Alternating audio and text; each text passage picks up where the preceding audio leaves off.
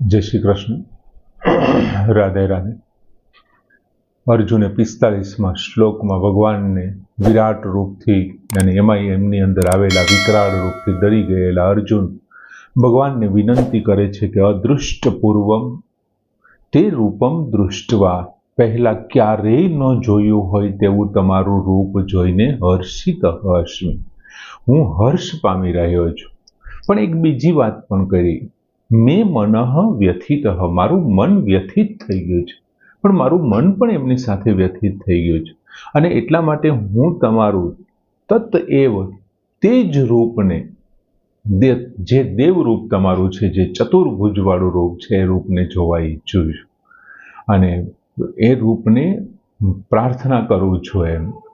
અને હવે 46મા શ્લોકમાં પોતાની ઈચ્છાઓને રજૂ કરતા કેવું ચતુર્ભુજ રૂપ એમણે જોયું છે અને કેવું જોવા માંગે છે એમની વાત કરે છે કે કિરીટીનમ ગદિનમ ચક્ર હસ્તમ ઈચ્છામિ ત્વામ દ્રષ્ટુમ અહમ તથા એવ, તે એવ રૂપેણ ચતુર્ભુજેન સહસ્ત્રબાહો ભવ વિશ્વમૂર્તે.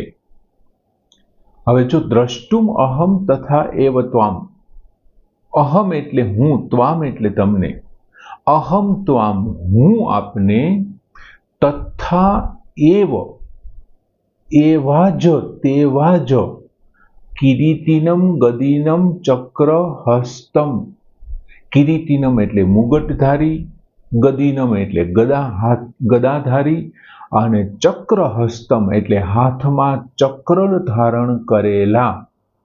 તો એક કયું રૂપ છે? તો કે ચતુર્ભુજ રૂપમાં દ્રષ્ટુમ ઈચ્છામી, જોવા ઈચ્છું છું. અર્જુન એમને કેવા રૂપમાં જોવા ઈચ્છે છે ભગવાનને?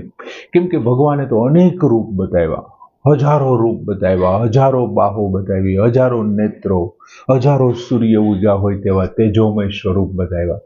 અહીં અર્જુન કહે છે નહીં, એ નહીં, મેં તમારો આમાંથી એક રૂપ જોયું છે વિરાટ રૂપની સાથે, જેમાં બ્રહ્માના મેં દર્શન કર્યા અને ત્યાં પદ્મનાભ ત્યાં મેં જોયા છે, મારે એ રૂપ જોવું છે.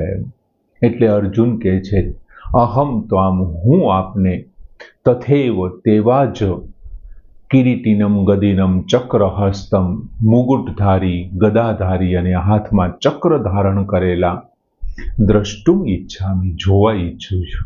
એવા ચતુર્ભુજ રૂપને જોવા ઈચ્છું છું. પછી છે સહસ્ત્ર બાહો, હે 1000 હાથવાળા, વિશ્વમૂર્તે, હે વિશ્વ સ્વરૂપ, હે 1000 હાથવાળા, હે વિશ્વ સ્વરૂપ, આપ તેન એવ ચતુર્ભુજેન રૂપેણ ભવ, એ જ ચતુર્ભુજ રૂપે, તેન એવ ચતુર્ભુજ રૂપે, રૂપેણ એ જ ચતુર્ભુજ રૂપે કે જેમાં શંખ, ચક્ર, ગદા અને પદ્મ ધારણ કરેલા હોય તે જ રૂપે શું કહે છે? ભવ.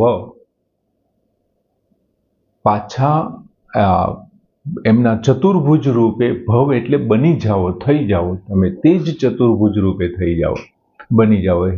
હે 1000 હાથવાળા ભગવાન, હે વિશ્વ સ્વરૂપ ભગવાન, એ જ ચતુર્ભુજ રૂપે આપ થઈ જાઓ અથવા બની જાઓ એમ.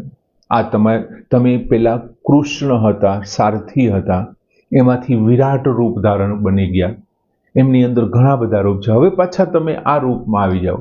મારે તમને કૃષ્ણના રૂપમાં એટલે કે મનુષ્ય રૂપમાં નથી જોવા, મારે તમને હવે ચતુર્ભુજ રૂપમાં જોવા છે. આ એમની પ્રાર્થના છે. હવે અહીંયા શબ્દ વાપર્યો છે કિરીટિનમ, કિરીટિનમ ગદિનમ ચક્ર હસ્તમ ઈચ્છામિ ત્વામ દ્રષ્ટુમ અહમ તથા એવ.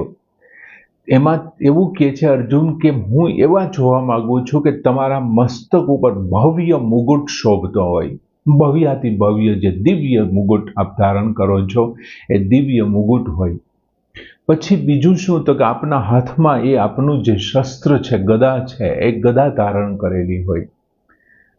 પછી ત્રીજું શું છે? તો કે ચક્ર હસ્તામ, આપના હાથની અંદર ચક્ર ધારણ. આપને મનુષ્ય રૂપમાં તો આપણે ચક્ર બહુ ઓછી વખત ધારણ કર્યું છે.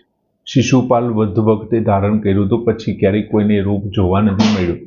તો હું અત્યારે તમને ચક્ર ધારણ કરેલા અને ચોથો આપને પદ્મ રૂપમાં, પદ્મ ધારણ કરેલા એવા રૂપમાં હું આપને જોવા માંગુ છું. એ રૂપ જોવાની મારી ઈચ્છા છે. હવે અહીંયા શબ્દ વાપર્યો છે તથૈવ, તેવું જ.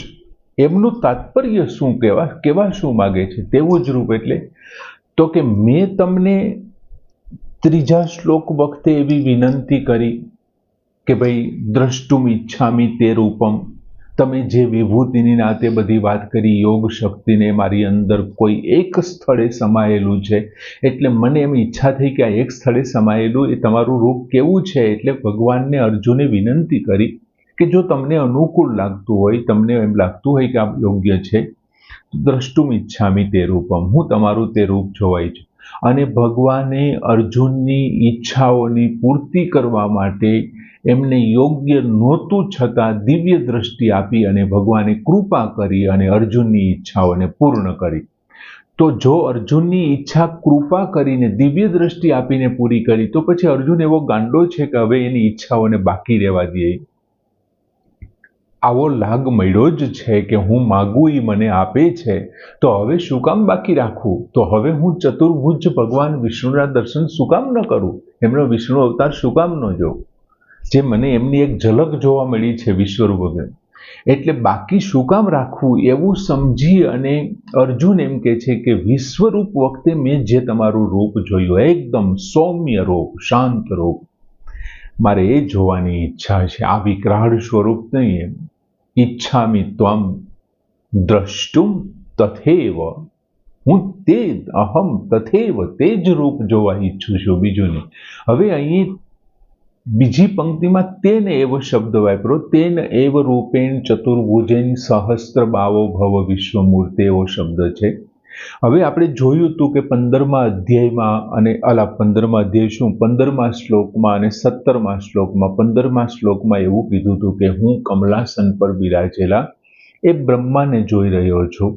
17મા શ્લોકમાં ગદા ધારણ કરેલા ચક્ર અને મુગુટધારી ગદા અને ચક્ર ધારણ પછી ચ શબ્દ વાપર્યો હતો. એનો અર્થ આપણે એવો લીધો હતો કે ભાઈ વિરાટ રૂપની અંદર અર્જુને ચતુર્ભુજ ભગવાન વિષ્ણુનું રૂપ જોયું હતું અને ત્યાં ચ શબ્દ એમની પહેલા એમણે જોયું છે, અત્યારે એ નથી દેખાતું, પહેલા જોયેલું તો છે જ.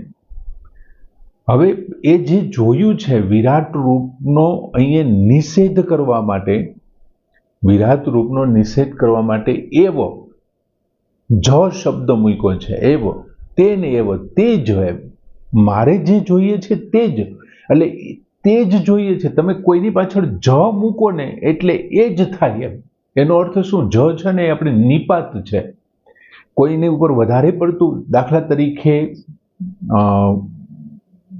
હું કાલે સફેદ વસ્ત્ર પહેરીને આવીશ. હવે જની કિંમત શું છે?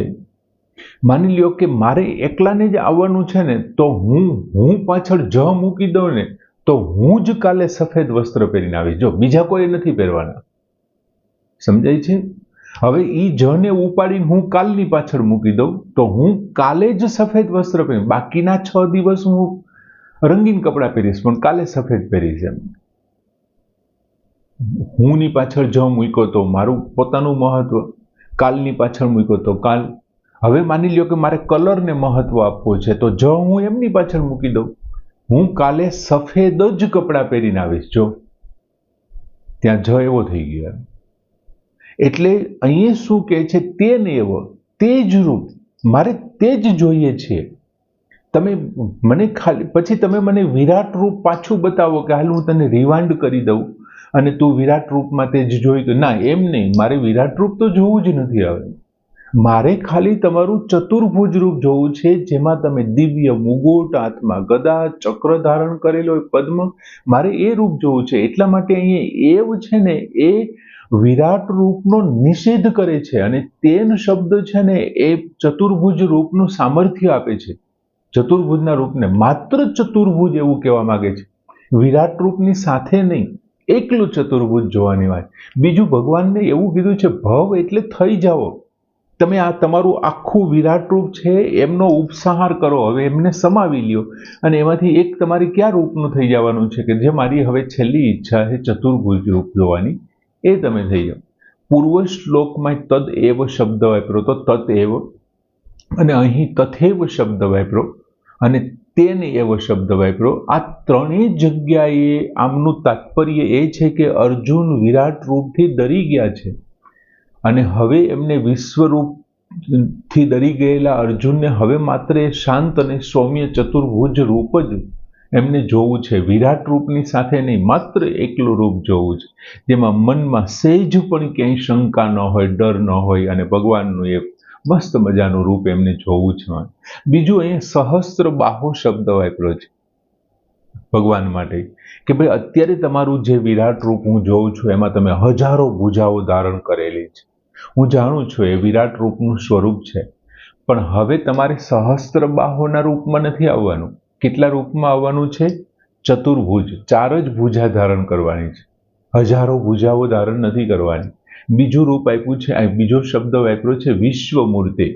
તો વિશ્વમૂર્તિનો અર્થ શું થાય? એનો ભાવ એવો છે કે આપ અનેક રૂપવાળા છો અને હવે મારે તમને આમાં અનેક રૂપવાળા નથી જોવા, આવા વિકરાળ ને ઉગ્ર ને અતિ ઉગ્ર ને આવા ને તેવા ના, એવા બધા રૂપમાં નથી.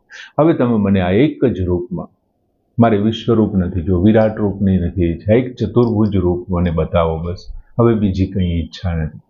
આમ ભગવાનને કરેલી વિનંતી, અર્જુને જે વિનંતી કરી એ ભગવાન ઉપર શું અસર થાય છે આગલા શ્લોકમાં જોઈએ. આમ સરસ મજાનો શ્લોક કે કિરીટિનમ ગદિનમ ચક્રહસ્તમ ઈચ્છામિ ત્વામ દ્રષ્ટુમ અહમ તથૈવ તેન એવ રૂપેણ ચતુર્ભુજેન સહસ્ત્રબાહો ભવ વિશ્વમૂર્તિ પૂર્ણ કરીએ. જય શ્રી કૃષ્ણ.